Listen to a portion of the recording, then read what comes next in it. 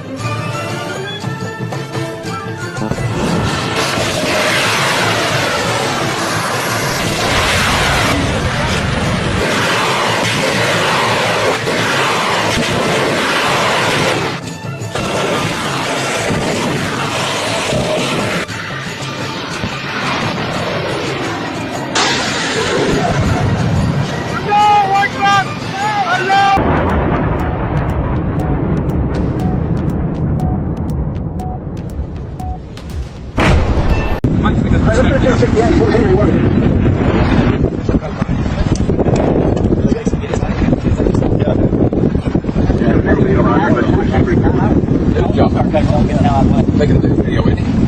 Enemy chopper.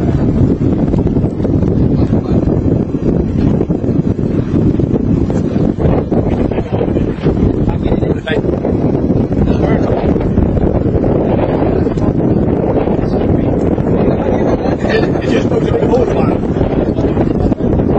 Can we back it up? Yeah, the building was working over there.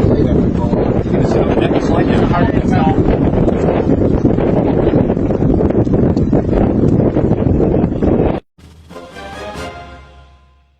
Well, Iranian forces have struck a number of intruding U.S. warships in the Strait of Hormuz, inflicting heavy damage on them, according to Khatam al-Anbiya headquarters. The operation followed an American assault on an Iranian oil tanker and another ship in the strategic strait. A spokesman for the headquarters said the strike targeted American warships east of the Hormuz Strait and south of the Chabahar port.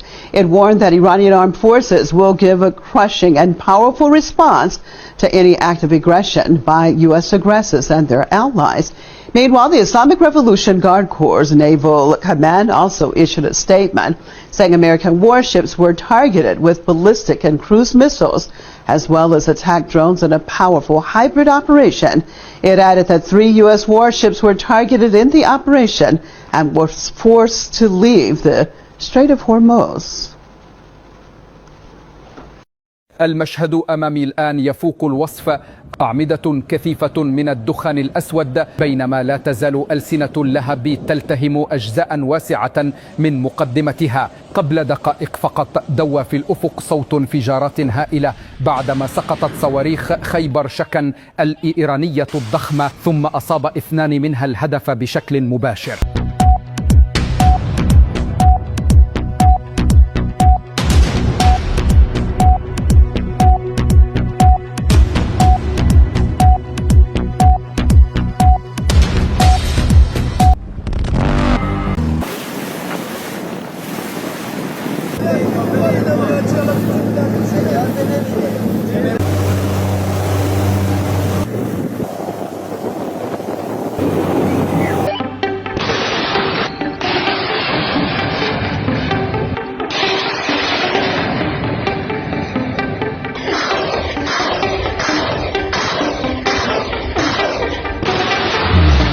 Setelah melalui rangkaian konflik panjang yang menguras energi, logistik, dan mental militer Amerika, realitas di medan perang mulai menunjukkan arah yang tidak lagi bisa ditutup-tutupi. Dominasi yang selama ini dibanggakan oleh Amerika dalam peperangan modern, khususnya di sektor laut dan udara, perlahan runtuh di hadapan strategi dan kesiapan Iran yang jauh melampaui perkiraan. Di medan laut, armada Amerika yang selama ini dikenal sebagai yang paling kuat di dunia justru tidak mampu mengimbangi tekanan bertubi-tubi dari rudal dan drone Iran. Serangan presisi, taktik asimetris, serta penggunaan drone dan rudal yang efektif membuat kapal-kapal perang Amerika berada dalam posisi terdesak. Melihat kondisi itu, akhirnya seluruh armada laut Amerika melarikan diri dari titik konflik. Tak hanya armada laut Amerika yang dibuat rontok, perang di udara pun sama. Perang di udara, dominasi yang biasanya menjadi keunggulan mutlak Amerika, kini berubah menjadi titik lemah. Sistem pertahanan udara Iran mampu menggagalkan berbagai serangan Amerika, tapi tidak sebaliknya. Sebanyak 16 jet tempur canggih Amerika berhasil diledakkan oleh sistem rudal kendali milik Iran. Keadaan itu memaksa pesawat tempur Amerika semuanya mundur demi menghindari kehancuran total dan kerugian yang lebih besar. Dalam kondisi seperti itu, pilihan Amerika menjadi semakin sempit. Melanjutkan perang berarti membuka jalan menuju kehancuran total, bukan lagi sekadar resiko, tetapi sebuah kepastian yang sudah terlihat di depan mata. Namun jika mengakui kekalahan, itu artinya mereka mencoreng luka di muka sendiri. Ini akan menjadi sejarah paling memalukan sepanjang masa. Kekalahan telak di semua sektor medan tempur. Tentu hal itu sangatlah memalukan bagi negara yang berstatus adidaya dunia. Medan perang benar-benar kacau bagi pihak Amerika. Koordinasi terganggu, moral pasukan menurun, dan kerugian terus bertambah. Pada akhirnya, keputusan yang sebelumnya sulit diambil pun terpaksa dilakukan. Amerika meminta gencatan senjata.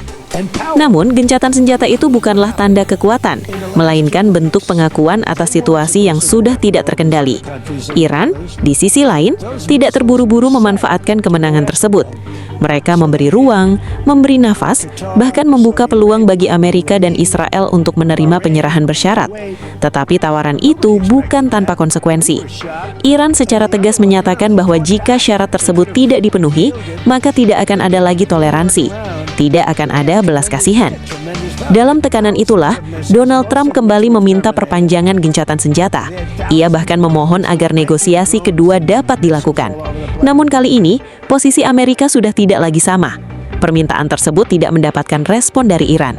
Sebuah sinyal yang sangat jelas bahwa Iran tidak lagi melihat Amerika sebagai pihak yang bisa dipercaya. Amerika tetap mencoba. Delegasi dikirim ke Pakistan, tempat yang disiapkan sebagai lokasi perundingan kedua. Mereka menunggu, namun yang terjadi justru menjadi pukulan telak bagi citra Amerika di mata dunia. Di hari yang sama, ketika Amerika menunggu di meja perundingan, Iran justru memilih terbang ke Rusia. Langkah ini bukan sekadar diplomasi biasa.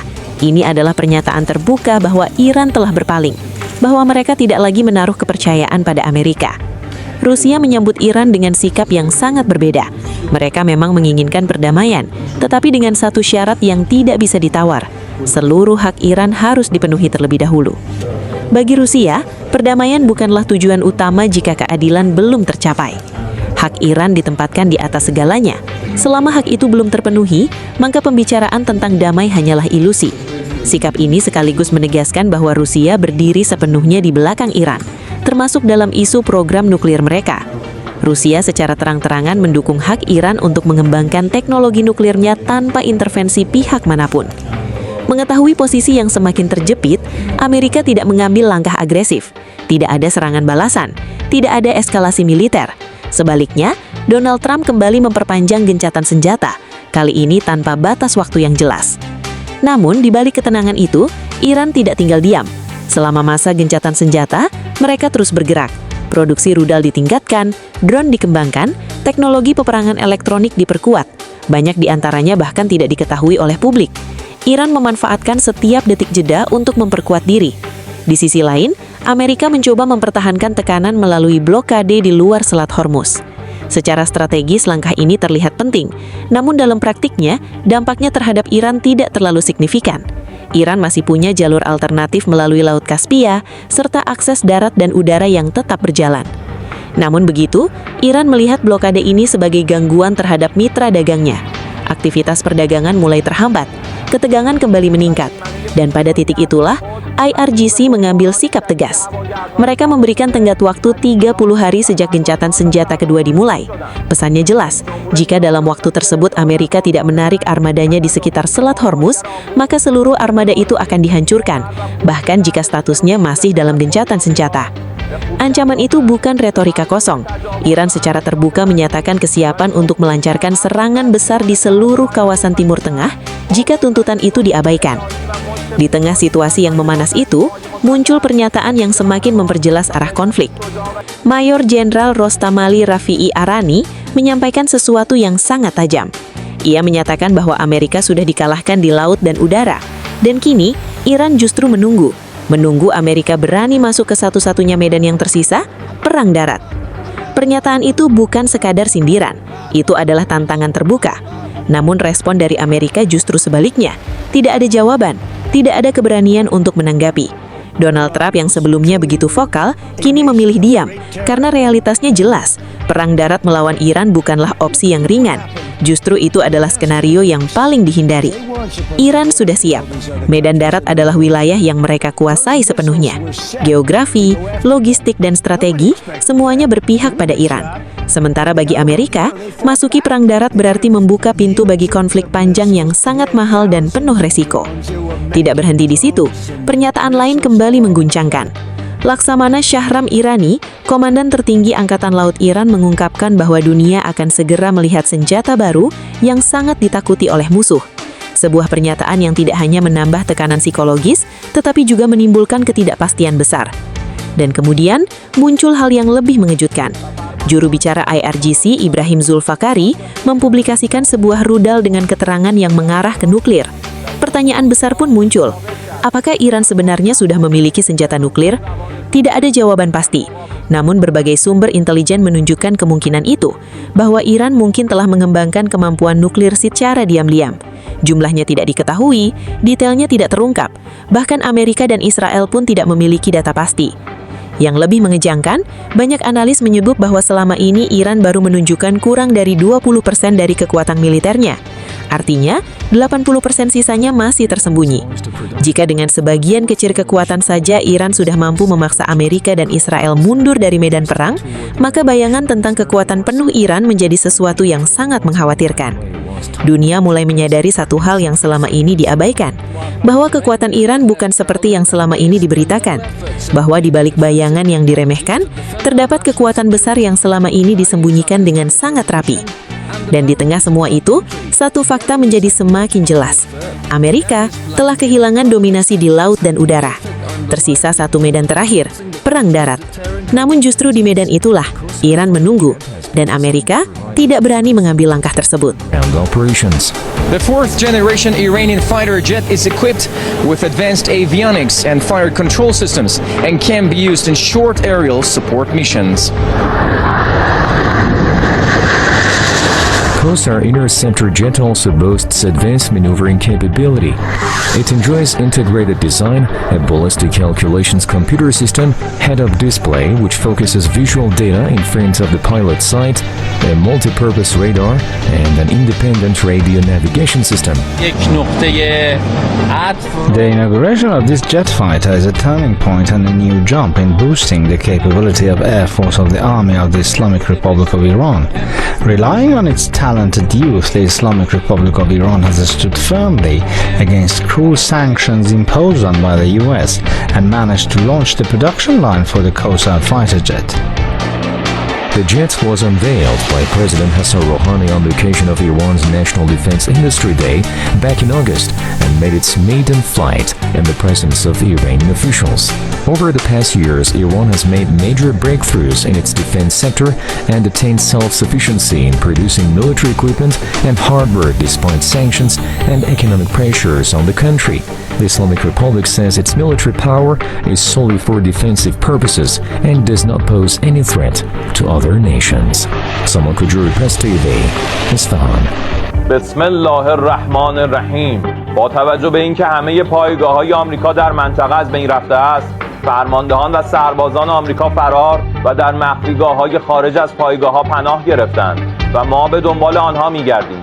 از مردم کشورهای منطقه می‌خواهیم محل اختفای آنها را گزارش کنند و همزمان برای امنیت خود اخراج آمریکایی‌ها را از منطقه خواستار شوند. و من نصر الا من عند الله العزیز الحکیم.